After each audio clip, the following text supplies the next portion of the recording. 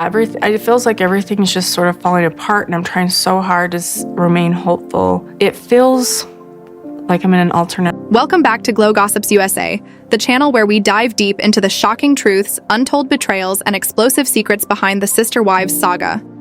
If you thought you had seen drama before, stay tuned, because what unfolded inside?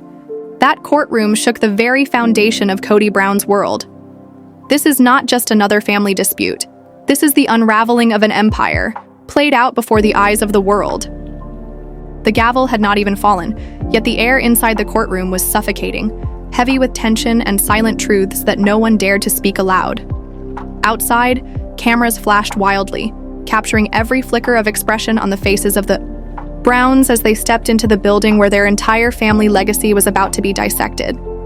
Fans, critics, and curious onlookers pressed themselves against the courthouse doors, drawn not only for the justice about to be served, but for the spectacle. The crumbling of a family once paraded as the picture of faith, unity, and love. Christine entered first, her face set like stone, her jaw tense, embodying years of pent-up courage forged from decades of being silenced.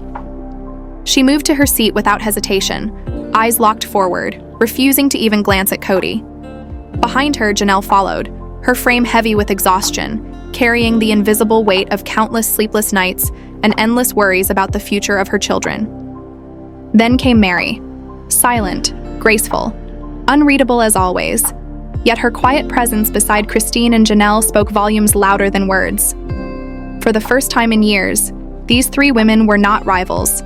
They were allies, united by pain, betrayal, and resolve.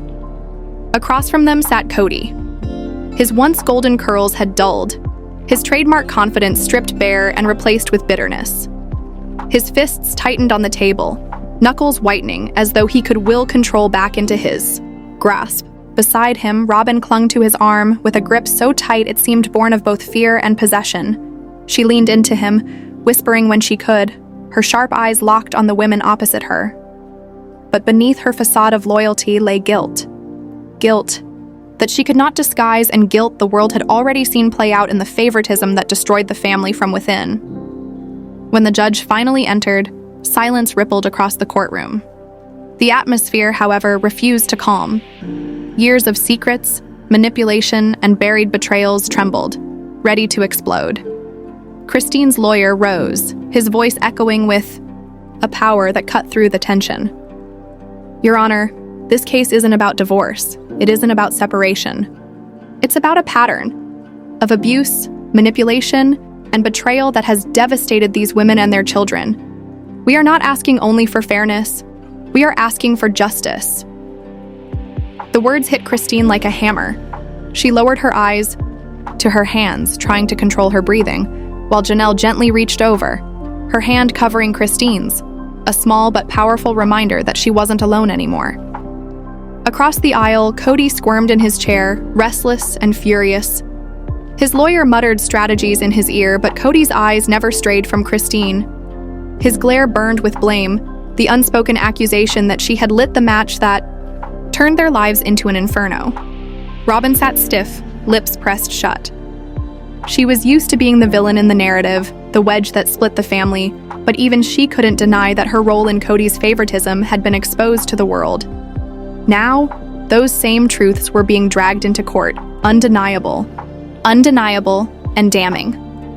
The evidence came next, thick and unforgiving. Bank accounts bled dry, properties funneled into one household, credit cards maxed out. Every line of numbers screamed betrayal louder than words ever could. Christine's fists tightened in her lap as she fought back tears.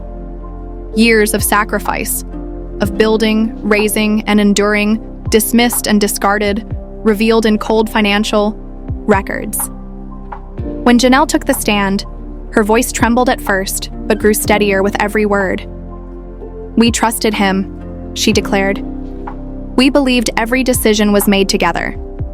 I built a home with my own hands. I gave every penny for our children's future, and then I learned it was all gone. Transferred, hidden, spent. And why? So one household could thrive while the rest of us suffered." Her words sliced through the room like a blade. Kody slammed his fist against the table, his voice erupting. "That's a lie. I gave everything to this family." His outburst drew gasps before the judge pounded the gavel down with thunder. "Mr. Brown, compose yourself," the judge barked. Murmurs rippled across the courtroom as reporters scribbled furiously. The mask Kody had worn for years was cracking, and every crack revealed more of the man he truly was. Meri sat silently, her face pale, lips pressed together as though holding in a lifetime of grief. She had once been the cornerstone of this dream, the first wife who had believed in Kody's promises of love and unity. But now, she was the one who had lost the most: her marriage, her dignity, her place in the family. When asked to speak, she hesitated before whispering words so soft they silenced the room. "I stayed for hope. Hope that someday he would see me again. But hope is not enough when trust is gone." Even the judge lifted his gaze at her, sympathy flickering briefly in his eyes. Kody's jaw clenched, refusing to look at her, and Robyn, desperate for reassurance, searched his face, but found only distance. For the first time, Kody seemed small, powerless, and cornered. Christine raised her eyes to him at last. No rage, no vengeance. Only the quiet, steady resolve of a woman who had finally broken free. Her silence spoke volumes, her strength unshakable. The judge called for a recess, but the damage had already been done. The Browns, once paraded to millions, as a symbol of love and unity, now sat shattered into factions, separated by tables, lawyers, and the truths they could no longer bury. Outside, cameras snapped to tell the story, but inside, everyone in that room understood one thing. This was no longer about love or family.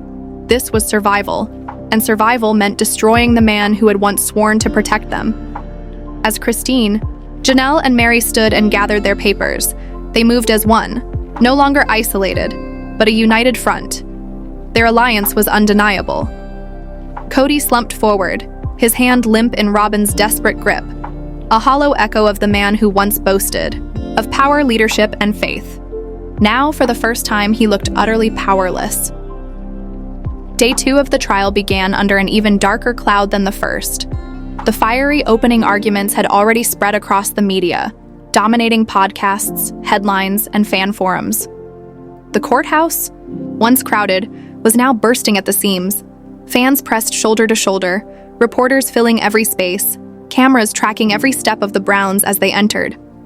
Some fans held signs in solidarity with Christine, Janelle, and Meri. Others shouted questions, demanding accountability from Kody and Robyn. Their carefully edited TV fantasy had shattered, bleeding raw and unfiltered into reality. Inside, the judge wasted no time. "We proceed today with witness testimony," he announced firmly, his sharp eyes lingering on Kody as though daring him to lose control again. Christine's lawyer called the first witness, a financial auditor who had spent weeks combing through the Browns' tangled ledgers. Calm and composed, he adjusted his glasses, opened a thick folder, and spoke with absolute authority. "What we uncovered is a clear pattern of financial mismanagement. Household funds diverted, assets sold without consent, debts hidden deliberately." He held up documents and continued. "For example, here is a property originally intended to be shared among all wives. It was sold, and the nearly $200,000 in proceeds were deposited solely into the account of Mr. Kody Brown and Mrs. Robyn Brown. None of it went to the other wives." Gasps rippled through the courtroom. Christine closed her eyes, fists tight. Janelle's lips quivered, her body trembling between fury and grief. Meri's silence was louder than any outburst could have been.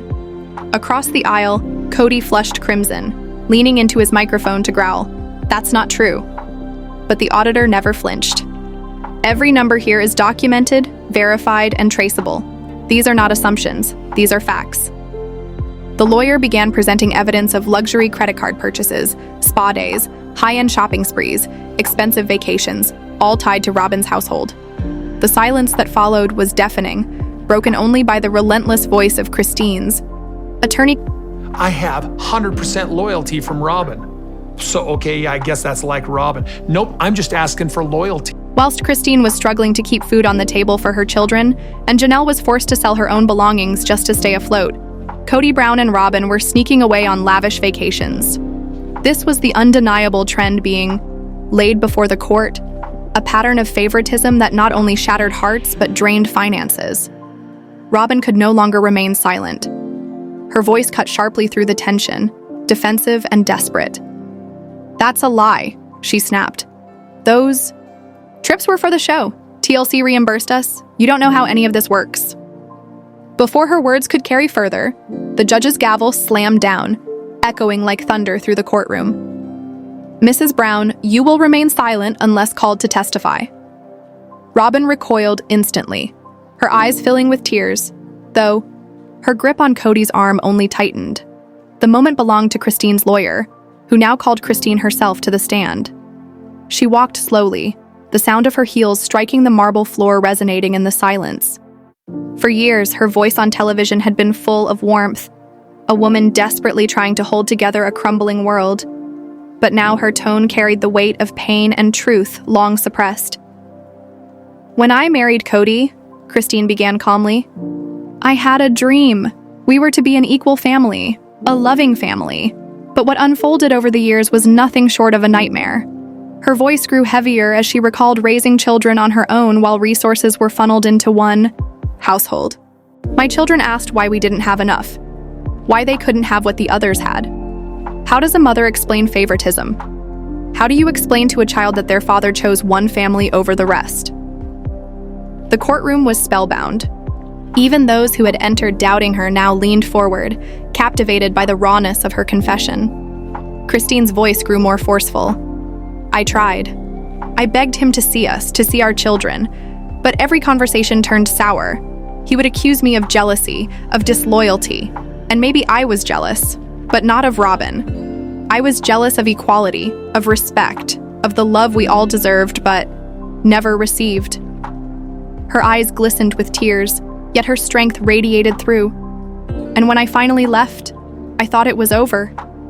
But then I discovered the money, the houses, the lies. It wasn't just abandonment. It was betrayal in every sense of the word." The silence was thick, suffocating. Even the judge hesitated before nodding for her to return to her seat. Christine walked back taller than before, her shoulders lifted as though a great burden had been released. For the first time, the truth was no longer hidden in whispers. It was out in the open. Then it was Janelle's turn. Her testimony was not soaked in tears, but its precision was just as devastating. She came prepared with spreadsheets, her voice practical yet cutting. "I handled the family's finances for years," she said firmly. "I knew where the money was supposed to go. But whenever I asked about missing funds, Kody dismissed me.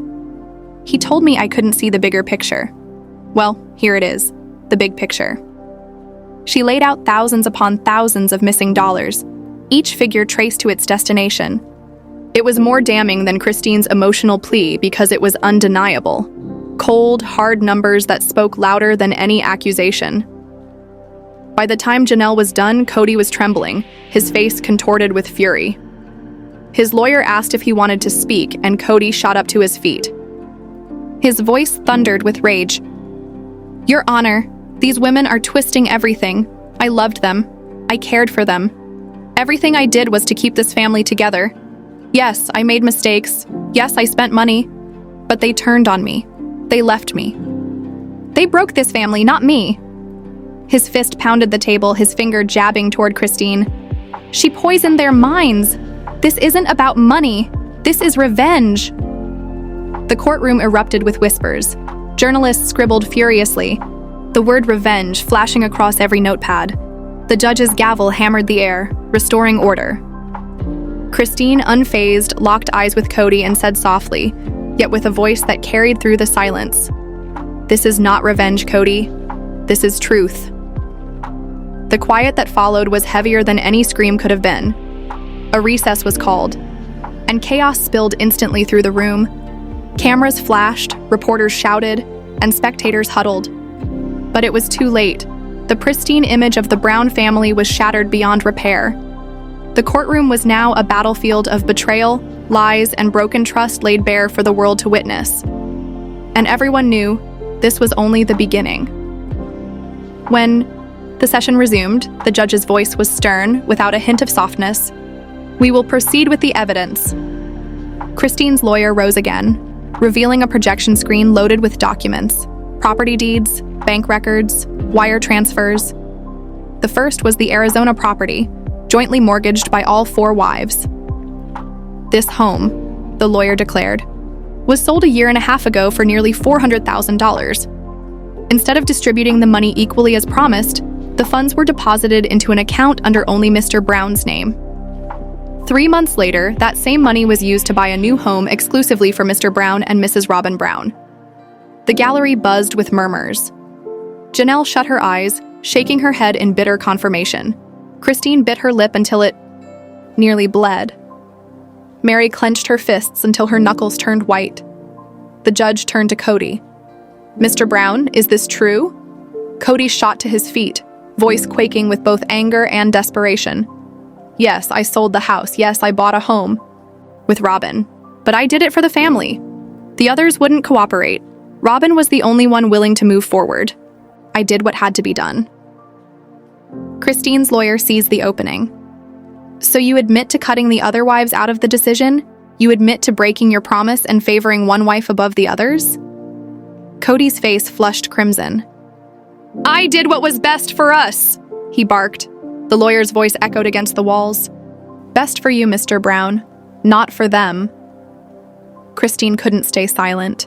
Her words lashed out like a blade, bitter and filled with anguish.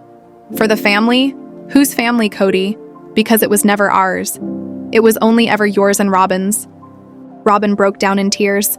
"That's not true! You're twisting everything! We all had choices! You left him! You left him!" Her voice cracked, desperate, but her words only deepened the fracture. "Order!" the judge bellowed, his gavel striking hard. "Another outburst and I'll clear this courtroom." Silence followed, but it was the silence of a battlefield after the first strike. The wounds were already cut too deep.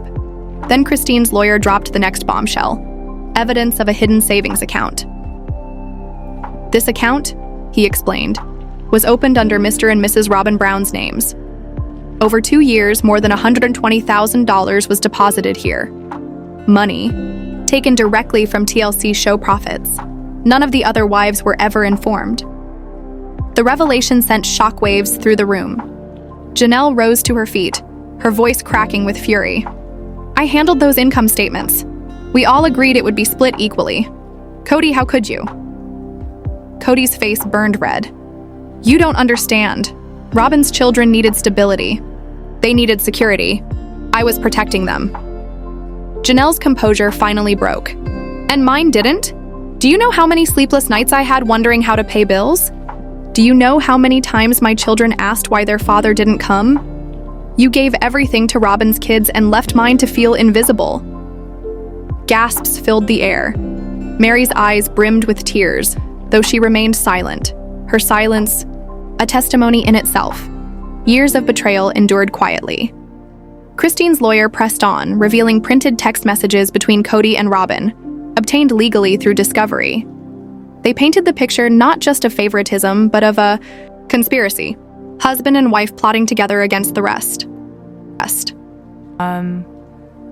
In plural marriage, sort of have a tendency to gravitate to one or two. The courtroom air was heavy, charged with tension that seemed almost unbearable as the final arguments reached their conclusion.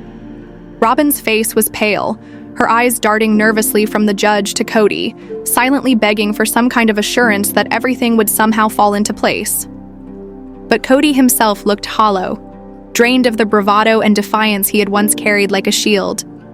His eyes were fixed on the judge, as though his entire world hinged on the next words that would be spoken. The silence that followed felt eternal, and the families sat frozen, unable to even shift in their seats. Then, with a sharp rap of the gavel, the judge delivered the decision. Every word carried the weight of finality, crashing down like thunder on a stormy night, and there was no undoing what was now set in stone. Robyn gasped audibly, tears instantly springing to her eyes as the reality hit her. This wasn't just a setback. It was the end of the illusion she had clung to for so long. Her grip tightened around the edge of the bench, her knuckles whitening as her body shook.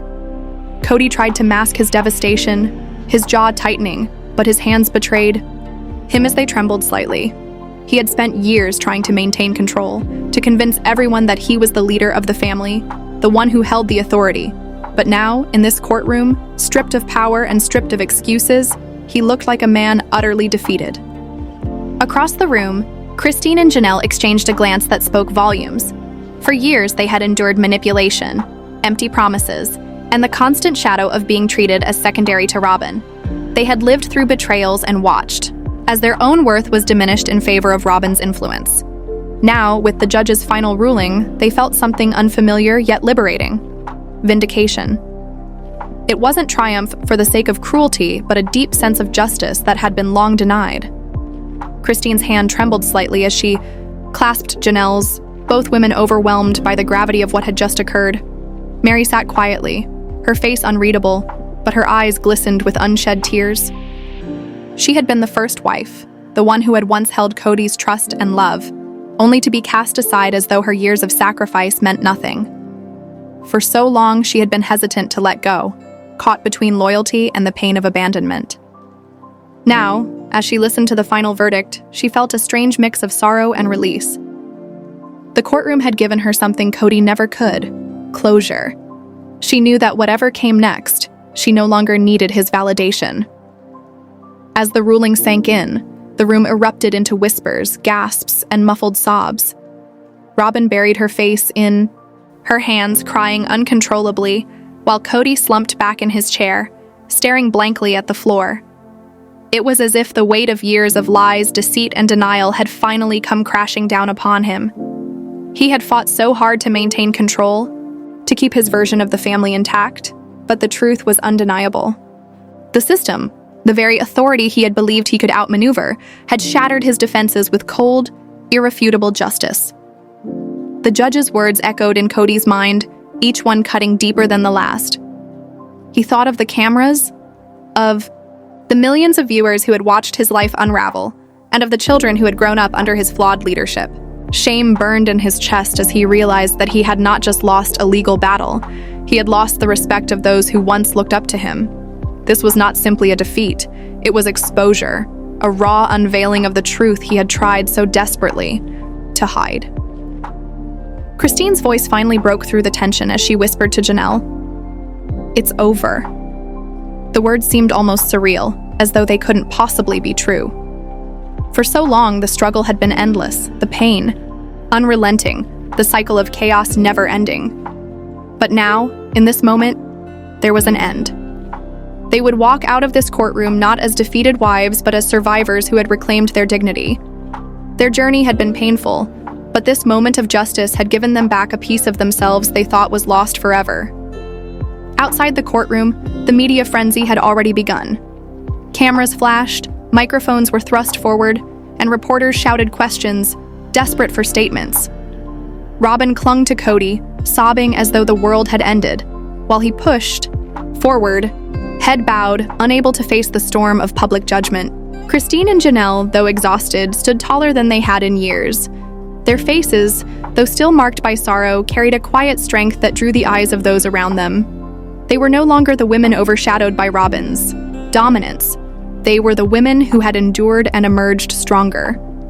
The fallout of the judge's decision would ripple far beyond the walls of the courtroom. Relationships with the children would be tested, alliances within the family would shift, and the public would dissect every detail with relentless scrutiny. Yet, for Christine, Janelle, and even Meri, there was something unshakable in their hearts now. They had survived Kody's reign, and they had watched the foundation of his lies crumble. The chaos of the courtroom had given way to a new chapter, one filled not with promises of a fractured family, but with the possibility of healing, independence, and freedom. For Kody and Robyn, however, the storm had only just begun. The decision was final, the judgment irreversible, and the world was watching as the empire they had built on manipulation and favoritism collapsed before their very eyes.